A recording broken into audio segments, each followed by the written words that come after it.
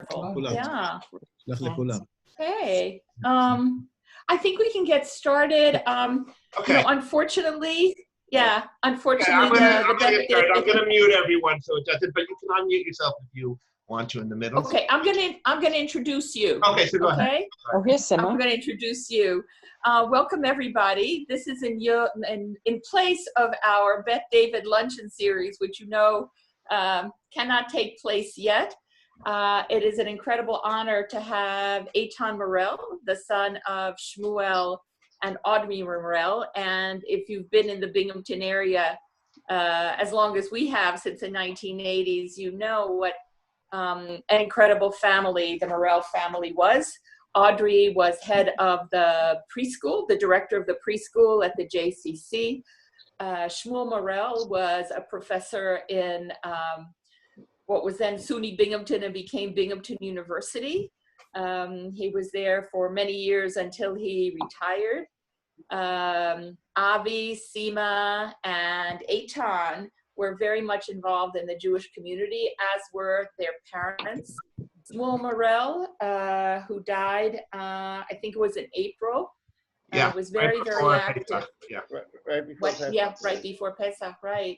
Was very active in our community, at Hillel Academy, regular at our synagogue as well. And so this lecture is in memory of Shmuel Morel, given by his son Eitan, who lives in Israel. He made Aliyah to Israel, I think, in 1991 with his wife Varda. They have children, and it is a pleasure to have Eitan talk to us about a song that Moshe Shmaryahu has recorded and a rabbi shared with us. That has become an iconic song, Yerushalayim Shel Zahav, Jerusalem of Gold. And so today, Eitan is going to talk about that song and its connection with biblical and historical dimensions that are mentioned there. So Eitan, thank you again, and I turn everything over to you. Okay, so thank you for that introduction. Let me just do a share screen here. Okay, so first I'd like to say that it is really a pleasure and an honor to be here at Beth David, even virtually. As you all, or most of you know, I really grew up in Beth David, and always in my whole life had very, very fond memories, and I think about Beth David in my Binghamton years all the time. But this lecture, I thought it would be appropriate to do a memorial lecture for my father. My father, Shmuel Morel, was a very active member of Beth David for many, many, many years. I would say that Beth David was a major part of his daily life. He was a pillar of the daily minyan in Beth David and Chevra Kadisha, the ritual committee, all kinds of things. It was a major part of really who he was. So I thought it would be appropriate to speak to Beth David and the Binghamton community at large. So our topic tonight is a song, Yerushalayim Shel Zahav, Jerusalem of Gold. From the time of King David, Jerusalem, till today, Jerusalem has always held a special place in the hearts of Jews and the Jewish people all over the world. Like with every relationship, there has always been ups and downs in the relationship between the Jewish people and Jerusalem, Yerushalayim. But Jews always looked to Yerushalayim as a source of inspiration and hope. One time, they did a man on the street survey in Toronto, Canada. And they asked people randomly in the street, what is a Jew? And one person said, a Jew is someone from Jerusalem, which is, of course, not at all the word Jerusalem, but it's kind of funny, but it's kind of true as well. The Nobel Prize laureate, Elie Wiesel, said the following thing. For me, the Jew that I am, Jerusalem is above politics. It belongs to the Jewish people and is much more than a city. It is what binds one Jew to another in a way that remains hard to explain. When a Jew visits Jerusalem for the first time, it is not the first time. It is a homecoming. The first song I heard was my mother's lullaby about and for Jerusalem. Its sadness and its joy are part of our collective memory. Jerusalem has inspired beautiful poetry from very early times, from King David in the Book of Psalms to medieval Spanish poets like Yehuda Halevi, and even modern non-Jews, rock music, disco, Boney M, things like that, have all written songs about Zion and Jerusalem. And one of the great songs in the pantheon of songs about Jerusalem is certainly the song of our topic today, Jerusalem of Gold, Yerushalayim Shel Zahav. In 1998, when Israel celebrated its 50th anniversary, 50th Jubilee year, they did a survey in Israel of the top 50 most loved Israeli songs, and Jerusalem of Gold was the #1 most loved song by the Israeli population. 2008, 10 years later, again, Jerusalem of Gold was voted the #1 most loved song. In the early years of the state, every year on Israeli Independence Day, on Yom Ha'atzmaut, they would do an Israeli song festival that would be in a concert hall in Jerusalem that's still there, called the Binyanei Ha'Umah. And in 1967, the then mayor of Jerusalem, Teddy Kollek, he wanted a special song about Jerusalem. So he decided to commission a song about Jerusalem, and they approached a young singer-songwriter by the name of Naomi Shemer. Naomi Shemer at those days was an up-and-coming songwriter. She was already known. She wasn't unknown, but she certainly was not the superstar of Israeli music that she would later go on to be. And he asked her if she would write a song about Jerusalem. And when he first asked her about this, she at first felt a little overwhelmed. A song about Jerusalem, I don't know if I can handle it. And he said to her, listen, think about it. If you're inspired to write a song, write a song. If you're not, don't. I don't want a song that's not inspired. So she started to think about it. And she was living at the time in Tel Aviv. She took a trip to Jerusalem, which in those days was a little bit more difficult than today. And she spent a week walking around Jerusalem in January, February, end of January 1967. And she went home, and a few weeks later, she popped out the famous song that called Jerusalem, Jerusalem of Gold.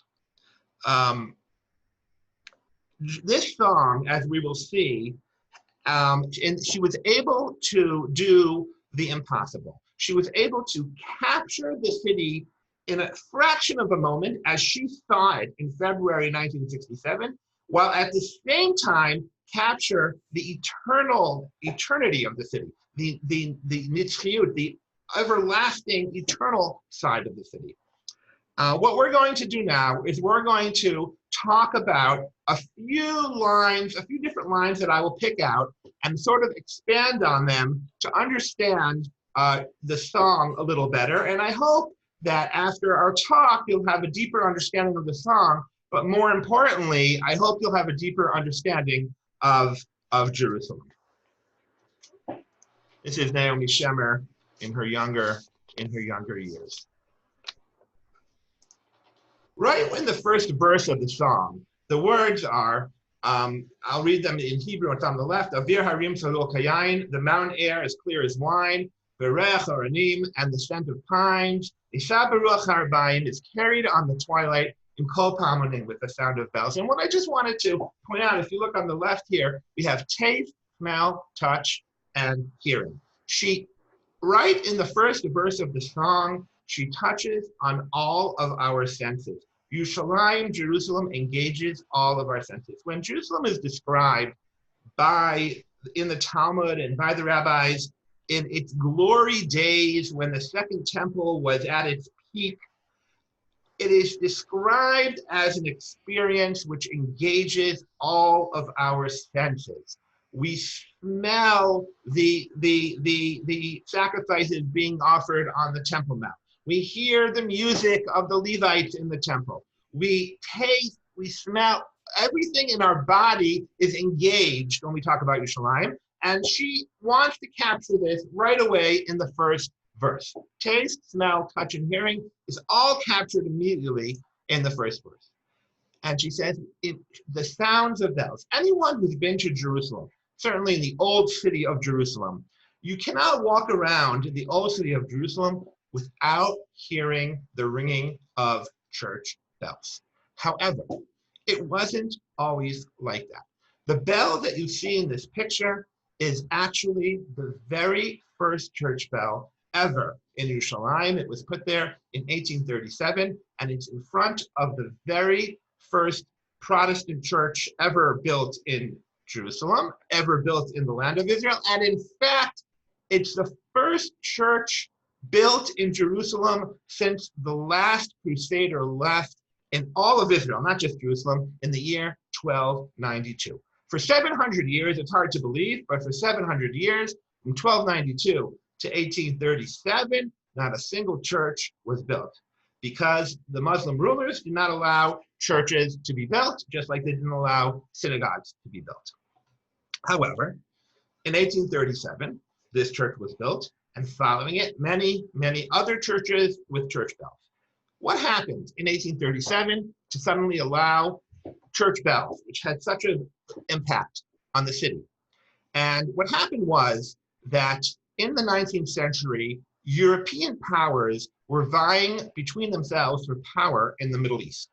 And the way they would do that in Jerusalem was by sending pilgrims and building churches, and by using their political power to get the Ottoman rulers to allow them to build churches. Now, this church was actually built in 1837, which many people don't realize this, but for 10 years, between 1830 to 1840, the Ottomans, who ruled for 400 years, actually for 10 years, in this gap, they lost control of the land of Israel to a Egyptian boxer by the name of Muhammad Ali. And he was very progressive, and he allowed the building of churches, and he allowed the building of certain synagogues. However, to understand what is going on with this bell, I want to just take us back a little bit to the year 1809 in Europe. In the year 1809 in Europe, two things are going on at the same time. One thing is the students of the Gaon of Vilna, the great genius from Vilna, Rabbi Eliyahu of Kramer from Vilna. His students, it's 10 years after he died, and they started grouping together, and hundreds of families of his students left Europe and started coming to live in the land of Israel. At the same time in Western Europe, in the city of London, they established an organization called the London Society for the Promotion of Christianity amongst Jews. And this community, this organization is dedicated to converting Jews to Jerusalem. In the year 1820, one of the students of the Gaon Vilna, the Vilna Gaon, his name is Rabbi Menachem Mendel Mishklav, he arrives in Jerusalem, and he meets a representative of the London Society. This man, his name is Joseph Wolf. He is a former Jew who has now become a Christian, who has dedicated his life to converting other Jews to Christianity. And Rev Menachem Mendel, the student of the Gaon, the great student of the Gaon, becomes friendly with him, and they strike up a relationship. And not only do they strike up a relationship, but Rev Menachem Mendel cultivates that relationship and builds it. And when they hear about this relationship in London, they're very upset. They said, this man represents an organization that we're fighting for the souls of our children to keep them within the Jewish people, and you're befriending him. How could you do this? We're going to stop sending you money. And Menachem Mendel Mishklav, he sends them back a letter, and he defends himself, and he says, I will not stop. And the reason he will not stop is because he understood that if he wants to build up the land of Israel, and that is his agenda when he came to Jerusalem, was to build it up, he can only do that, he can only build up the Jewish community in Jerusalem if he has the support of European powers. And the same people who run the London Society, the people that are trying to convert Jews to Christianity, are the same people who run the British Foreign Office. So their political grasp is tremendous. And so he befriends him. And in fact, as things play out over the next 100 years, that became an important factor. But this bell is a church that the London Society built in Jerusalem in 1837, and that's where it all starts, with this bell. Ubili bachoma. The next verse ends with the word, and in its heart a wall. What wall is Naomi Shemer referring to when she says, in its heart there is a wall?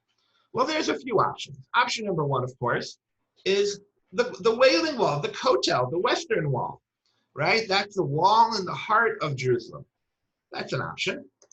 Another option is the actual walls of Jerusalem, the walls of the city, the famous Chomot Yerushalayim, the walls of Yerushalayim. A third option, a wall called the Broad Wall. I don't know how many of you have ever been to, I'm sure most of you have been to Jerusalem. When you walk around in the Jewish quarter, in the middle of the Jewish quarter, there is what you see in the picture is a very, very broad wall. This wall was built in the year 720 BCE, before the Common Era. It's a very long time ago. And the situation was that the Assyrians were the superpower of the world. They were attacking and conquering the entire Middle East. And their special power was what's called siege warfare. Every single city that the Assyrians laid siege to fell to them, every single one. And they swooped down from the north into the northern part of Israel. At the time, the Jewish people had not one but two kingdoms, the northern kingdom of Israel and the southern kingdom of Judea.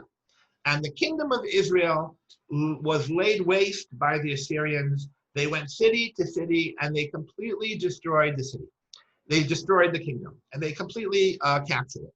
And the policy of the Assyrians was, when they captured a city, when they captured a country, they would take the population and forcibly remove them and transfer them somewhere else. And the population of that other place they would transfer to here. And therefore, the entire population of the northern kingdom of Israel was transferred elsewhere. The people that formerly lived in the kingdom of Israel are what we call today the 10 lost tribes. The citizens of the northern kingdom of Israel have been lost to Jewish history. We don't know where they are. And the Assyrians, when they finished in the northern kingdom, they continued south to the southern kingdom of Judea. The king at that time was a man by the name of Chizkiyahu. And Chizkiyahu saw that they were coming to Jerusalem. So he immediately did something. He built a wall because a large part of his royal city of Jerusalem was not defended by a wall. And in those days, when he saw the Assyrians coming, he had about 20 years till they actually arrived. Things moved a little more slowly. They attacked in 720 and they arrived at him 15 years later in 706. And he built a wall, I'll show you maps in a minute. And that wall, before the Assyrians arrived in Jerusalem, they first attacked the second largest city in his kingdom, a city by the name of Lachish. And Lachish fell to the Assyrians. And they moved on to the next city, Azekah, and that fell, and Socho, and that fell, and Beit Shemesh, and that fell. And every city in the kingdom of Judea fell to the Assyrians, until finally the Assyrians arrived at the one remaining city in all of the kingdom, and not just in all the kingdom, in all of the north and south, in the entire land of Israel, every city fell to the Assyrians except for one. That one city is Jerusalem. And inside the city, you have King Chizkiyahu and his prophet. Every king had a prophet that accompanies him. And the prophet that accompanied Chizkiyahu was a man by the name of Isaiah. And 185,000 Assyrians, we're told in the Tanakh, in the Bible, surrounded the city of Jerusalem. And at this point, the Syrians are undefeated. They've been doing this for years. They never met a city they couldn't defeat. 185 very experienced Assyrian soldiers surround the city.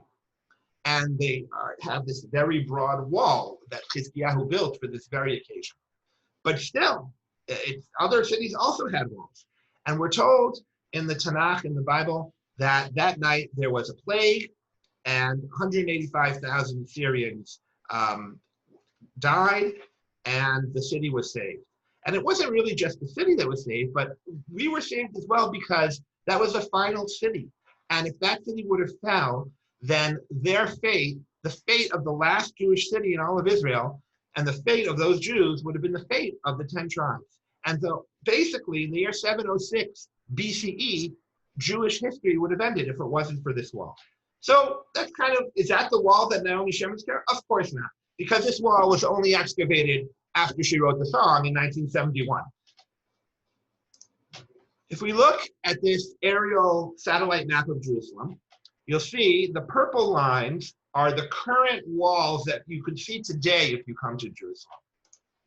The black triangle, which as you see is 100% and completely outside the walls of the current city, is what we call the city of David. That's it, just there is the city of David. After David was King Solomon expanded the city to the north to include what we call today the Temple Mount, to build the temple, and also in between an area called the Ophel. In the time of Chizkiyahu, he expanded the wall over here to defend it from all the people that lived there, so they could be defended from the Assyrians. Later on, in the time of the second temple, the city became even much broader. So you see that the walls of Jerusalem contracted and grew and became smaller and bigger depending on the times, and there's more. But are these the walls that Naomi Shemer is referring to? I don't think she's referring to any of these walls. What Naomi Shemer is referring to is this wall. This wall is the wall that separated the Jewish state of Israel from the Jordanian Hashemite kingdom of Jordan. Between 1948 and 1967, the city of Jerusalem was a divided city. The eastern part of the city was part of the Hashemite kingdom of Jordan, and the western part of the city was part of the state of Israel. And in the middle of the city, you had walls dividing it. My father was in Israel for the year 1957, and he joined the civil guard. He would walk around the city in these years. In the middle of the night, he used to enjoy the graveyard shift. He experienced these kinds of walls. And these walls were seen by Naomi Shemer when she said, its heart a wall. The connotation, because of the lines before, which I'm not getting into, I think are negative or sadist. It's like a dagger stabbing her. It's not a good thing. And I think that she means this wall. And not just that I think that she means this wall. I think that when the song debuted in 1967, everyone who heard the song, nobody thought it was any of those three other walls that I mentioned. They all understood what she was talking about exactly. So on the one hand, this wall, which today it does not exist, people barely have even heard about it, but it was so in people's consciousness in Yerushalayim in those years, pre-1967. So Naomi Shemer in this instance is able to capture the description of the city as she saw it in 1967, the way it existed only for a fleeting moment of 19 years in the 3,000 years of Jewish history in Jerusalem. She captures the moment, but at the same time, she captures an eternal concept within Yerushalayim, because Chomot Yerushalayim, the walls of Jerusalem, the idea that Jerusalem itself perhaps is a wall that protects the Jewish people, just like walls protect people, is an eternal concept that comes up again and again in Psalms and in other places. And so when she talks about in its heart a wall, she both captures the moment and eternity. Let's talk a moment about the name of our song, Jerusalem of Gold. When I think what that means, Jerusalem of Gold. Wait a minute.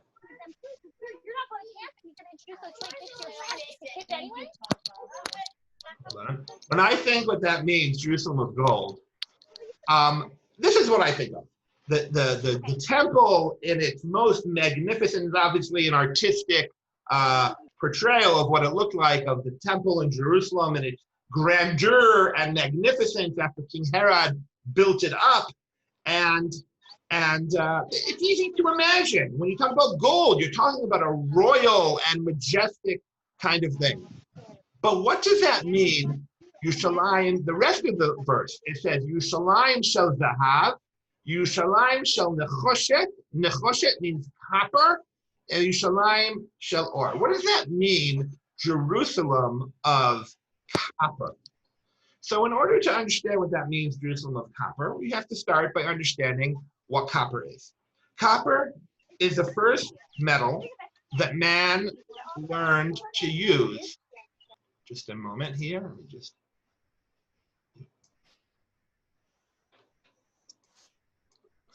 Okay. Copper is the first metal that man learned to use to make into just a moment.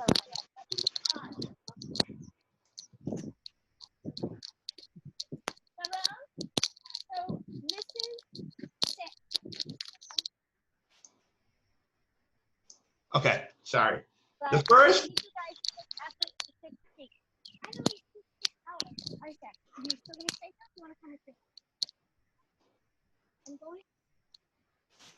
The first metal that man needed to use was copper. Now, how do you make copper? Well, in Israel, if you go down to Eilat, about 20 minutes north of Eilat, there's a national park called Park Timna.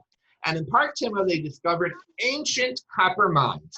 And you can see exactly how they made copper. And in order to make copper, the first thing you got to do is you got to dig deep, deep down into the ground. And you can see there very, very deep piers into the ground, 40, 50 feet down. And they have these like little finger holds on the side. You got to climb down. In ancient times, they would climb like rock climbing deep down into the ground where they would find this vein of this particular mineral whose name I don't remember how to say. And they would go along and then they would mine it out by hand, passing it along back in baskets that had to go all the way up, climb it all the way back up to street level, like 50 feet, while climbing with your fingers. And then when you get all this mineral, huge amount of mineral, that's still not copper. In order to make that into copper, you then have to burn it and put it in an oven so that it becomes liquid. And then after it becomes liquid, it goes through a chemical process. And after all of that, it becomes copper. However, you can see how they do that in, this is a depiction. What they would do is they would put the mineral into this oven, but in order to get the oven hot enough to turn it into copper, to get it to become liquid, it had to reach a temperature of 1,000 degrees Celsius, which is pretty hot. And in order to reach that kind of level of heat, they had to constantly pump oxygen, air into the fire to get it hotter and hotter and hotter. Here you can see these men are like one of those air pumps you might be familiar with. They are pumping air into the fire to reach 1,000 degrees Celsius. Now, the estimate is, in order to reach 1,000 degrees Celsius, they have to continuously pump air into this fire for 8 to 10 hours. After 8 to 10 hours, it'll reach the proper heat, and all of those huge amount of minerals that you mined will become liquid, and then when they be cool, they become a little thing of copper, which you can then turn into various tools. What am I saying? If you want to have copper, you have to really want to have copper. You can't casually want to have copper because it's such hard work to get copper. So if you want to have copper, you have to be determined to have copper. In Hebrew, the word for copper is nechoshet. Yerushalayim shel nechoshet. In Hebrew, there is another word with all of the same letters, sounds very similar. That word is nechishut. Nechishut means determination. The Jerusalem of copper is the Jerusalem of determination. And there were many people. If you want to have Jerusalem, you have to be determined. I want to tell you about one person that I chose to tell you about who was very determined. This woman, her name is Esther Kalengel. She was born in London, England in 1923. She was born to a religious family, and she was a Zionist. She was involved in a religious Zionist youth movement in London. And then in 1946, after she finished getting her teacher's degree, she moved to Israel and became a teacher. But while she was there, 1946, 1947, these are very turbulent years, and she got caught up in all that, and she joined the Israeli Haganah. And she decided that she was determined to do whatever she could for Jerusalem. And at that time, the hardest place to be, the place where she felt that she was most needed, was inside the old city of Jerusalem. The whole entire city of Jerusalem during that time in 1948 was under siege. All 100,000 residents, to a certain extent, were under siege. But inside the old city, there was a siege within a siege. And that was where things were the most difficult. And she went into the old city under guise of being a teacher, which she was, but she was really there to help defend the city. And Esther fought in the old city. She was wounded. She went back to fighting. She was wounded again. And the second time she was wounded, she was basically, there was no medicine left. There was no morphine left. She understood that she was bleeding out, and she understood that these were, her last hours. And then she wrote a letter to her parents, which I'd like to read to you. And this is what she writes. She writes, "Dear Mommy, Daddy, and everyone, if you do get this letter at all, it will be, I suppose, typical of all my hurried, messy letters. I'm writing it to beg of you that whatever might have happened to me, you will make the effort to take it in the spirit that I want, and to understand that for myself, I have no regrets. We have had a bitter fight. I have tasted of Gehenna, but it has been worthwhile because I am convinced that the end will see a Jewish state and the realization of all of our longings. I shall only be one of many who fell in sacrifice, and I was urged to write this letter because one in particular was killed today who meant a great deal to me. Because of the sorrow I felt, I want you to take it otherwise, to remember that we were soldiers and we had the greatest and noblest cause to fight for. God is with us, I know, in his own holy city, and I am proud and ready to pay the price it may cost to reprieve it. Don't think that I have taken unnecessary risks. That does not pay when manpower is short, but I did find the excitement I always needed and have enjoyed it. I hope that you may have the chance of meeting any of my co-fighters who do survive if I do not, and that you will be pleased and not sad of how they talk of me. Please do not be sadder than you can help. I have lived my life fully if briefly, and I think that is the best way. Short and sweet. Very sweet it has been here in our own land. I hope you will enjoy from Mimi and Asher the satisfaction you have missed in me.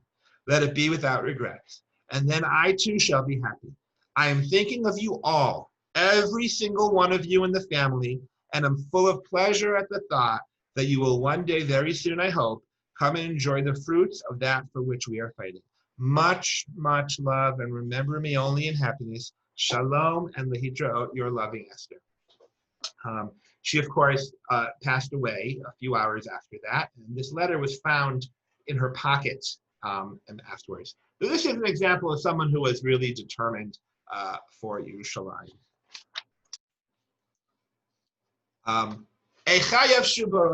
Woe for the cisterns that have dried, says Naomi Shemer. Water is the most important factor in choosing a place to live in ancient times. Water is something that we just open up the faucet. But in ancient times, you had to either live near a river or live near a spring or dig a well.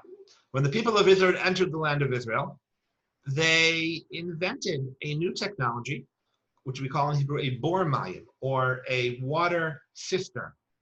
Cisterns, the earliest cisterns that we have in the world are here in the land of Israel, created by Israelites. And what is a cistern? A cistern is you basically have to dig a hole in the ground and cover it with a water-resistant plaster, and then it has to be part way down, topographically down a mountain, so that you can build above it gutters, so that when it rains, all the rain is catches in the gutter and channeled into that cistern and fills it up. And cisterns were used from the time the Israelites entered the land of Israel, and they sort of discovered and created this technology until really very recently in the 20th century. What you're looking at is a water cistern in Jerusalem, and all over Jerusalem today, you can find in the older neighborhoods, in every courtyard. You didn't build a neighborhood, I'm talking like in the turn of the century, in the 19th century, the beginning of the 20th century, you didn't build a neighborhood without having a water cistern in the courtyard, because that was how you got water. And they played a very important role even later in 1948. We already had a pipeline bringing water to Jerusalem from other areas, and that line was cut by the Arabs in the war, and people really survived on very little water that they got from their cisterns. In fact, you can see this is in Hebrew, but this is in 1948, they would pass out, they explain to people how to best utilize their water rations. Everyone was given 10 liters. I think that was maybe even for, I'm not sure if that was for, I think per person for a week. I'm not sure exactly how long. And they explaining in this diagram, you can see how you can reuse the water that you washed your dishes with to then wash, to wash your floor with, and to eventually use for your toilet. In other words, how to properly keep water use efficient. Okay. Naomi Shemer writes the following words: Vilach likshor ktarim, to adorn your crowns. The name of the song, Jerusalem of Gold, the words Yerushalayim shel Zahav appear in the Talmud in two places. One place, which I'm not going to talk about so much, is in the laws of the Sabbath, because Jerusalem of Gold is, in the times of the Talmud, a type of jewelry that women would wear. Apparently, it was a type of bejeweled hairpiece, and the rabbis discuss whether you're allowed to wear that outside of an eruv on Shabbat. If you're allowed to wear this type of bejewel, it's called a Yerushalayim shel Zahav. But there is another more famous place that the words appear, and that is in the story of Rabbi Akiva. Rabbi Akiva, I'm sure you're all familiar, but just to review, Rabbi Akiva was an illiterate shepherd. And at the time, a girl by the name of Rachel was the daughter of Kalba Savua, the wealthiest man in town. And she falls in love with Akiva. He wasn't yet Rabbi Akiva. And when she falls in love with him, her father is very upset, and he cuts her off, and he gives her nothing. And so she agrees to live a life of a pauper with Rabbi Akiva and gives up all the wealth of her family.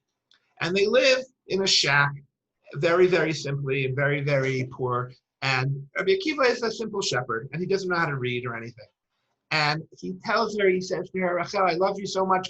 I wish I could afford, I wish I could give you a Yerushalayim shel Zahav, which is a type of jewelry that he could not afford to give her. And so later, Rabbi Akiva goes on to become a great Torah scholar.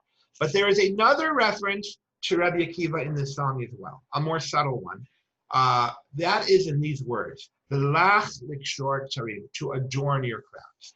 What's the connection to Rabbi Akiva? The Talmud, in the tractate of Sanhedrin, tells us a story about when the people of Moshe went up to Har Sinai to receive the Torah from God. And I'm paraphrasing here.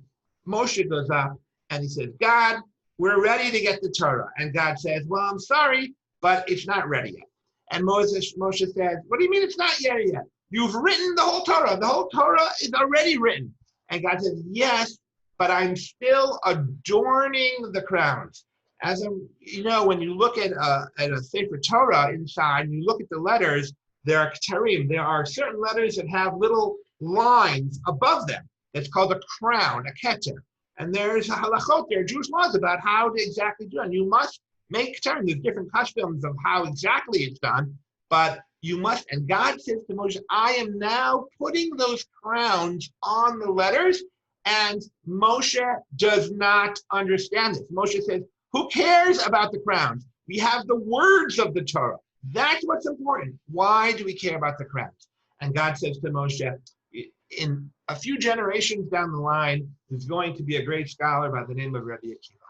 And Rabbi Akiva is going to look at those crowns and be able to, from those crowns, understand all kinds of deep ideas and important things in Jewish law that he's going to doresh tilei tilim shel halachot. He's going to understand all kinds of things from those crowns. And what does this mean? What does this mean? So to understand this, you have to understand Rabbi Akiva. There's another very famous story about Rabbi Akiva. That Rabbi Akiva, you have to understand, he lived in the first generation after the destruction of the temple. He was probably a young child when the temple was destroyed. And the Talmud tells us that Rabbi Akiva and two friends, Rabbi Eliezer and Rabbi Yoshua, were walking in Jerusalem, and they came upon the destroyed temple. And they see a fox going in and out of the Holy of Holies, just like it says in the psukim of the destruction, Shualim hilchuba, foxes went into it.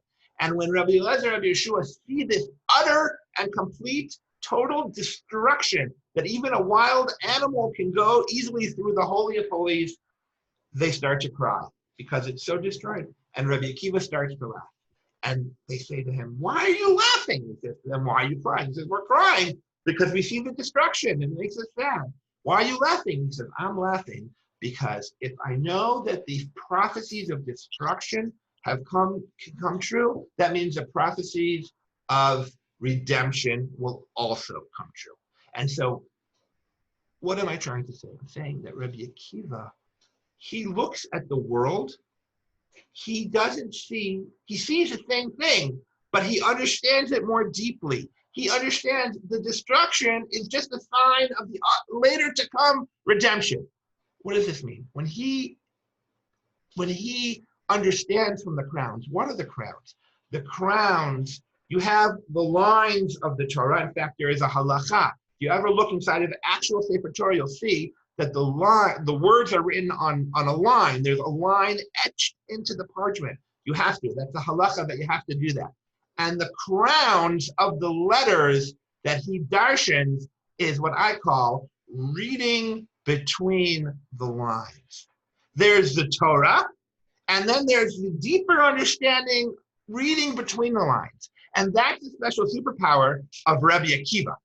And so when Rabbi Akiva sees the fox, he reads between the lines. He sees the greater thing. And I think that Naomi Shemin here wants to sort of tell us, when we look around us and we look at Jerusalem she's talking about, not everything is always to our eyes at first so great.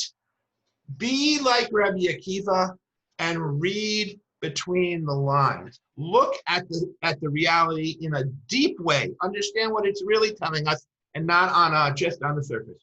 Lach l'kshotarim, to adorn her crowns, read things in the world, see it, look deeply at the world and look deeply and understand Jerusalem deeply.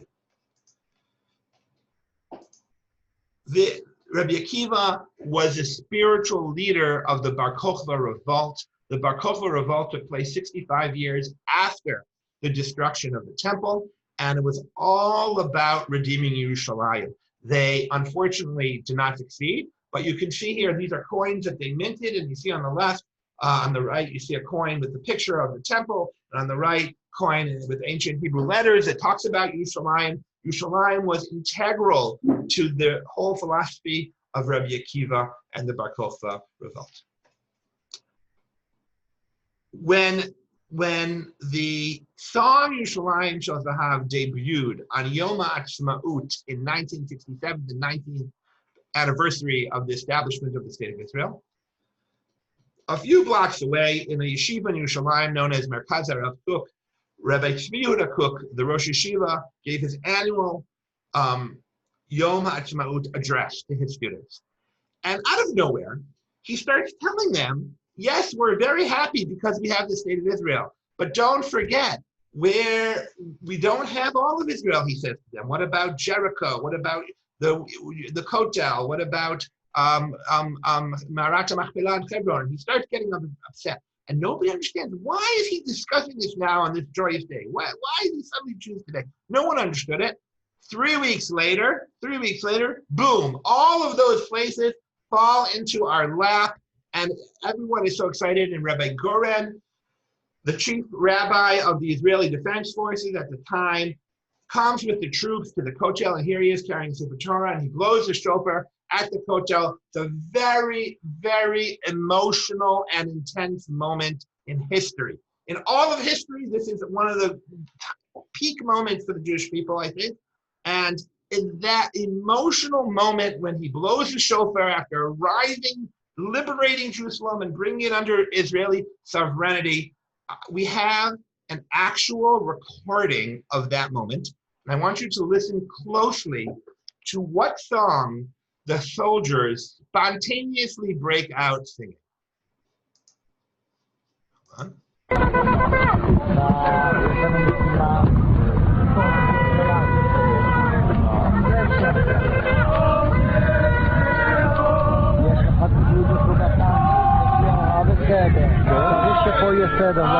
טוב, אבל אני רוצה לדעת מה יש, מותר לי לדעת.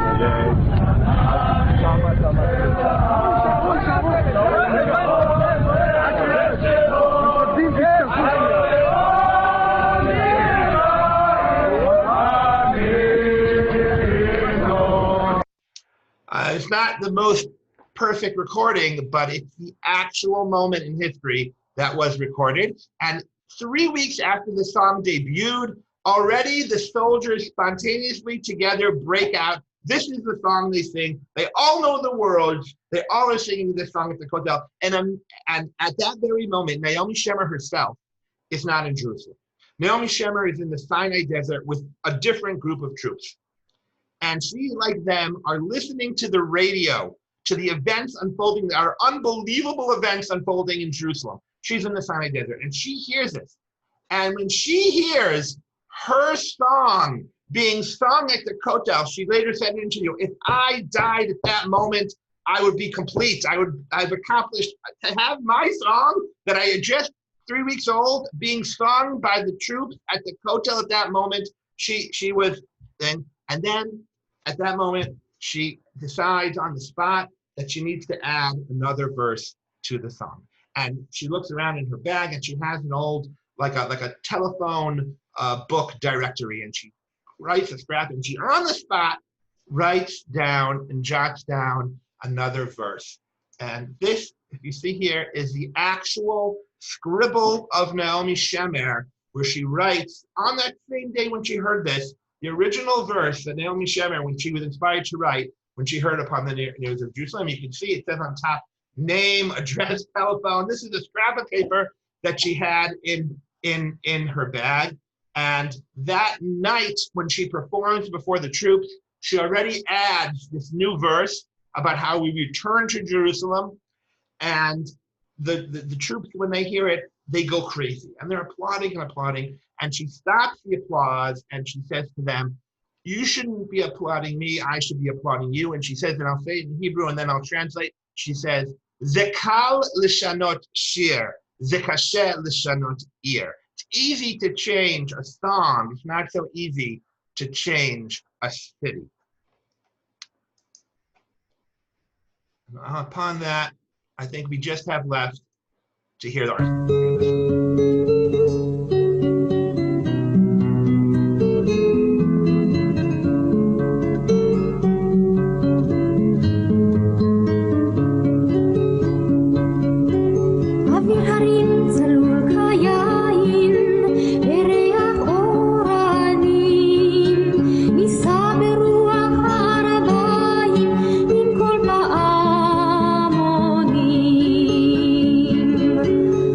Tarde más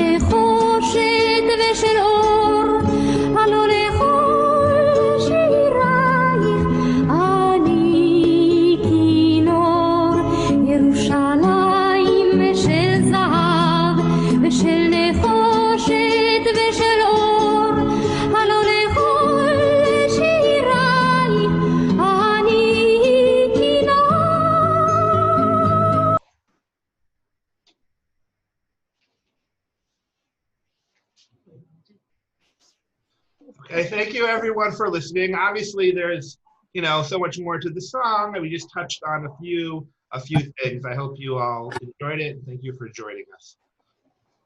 Eitan, do you have some time for questions, Yes. or do you have a limited? No, I'm okay. Happy to answer. Okay, wonderful. So we can unmute ourselves. Yeah.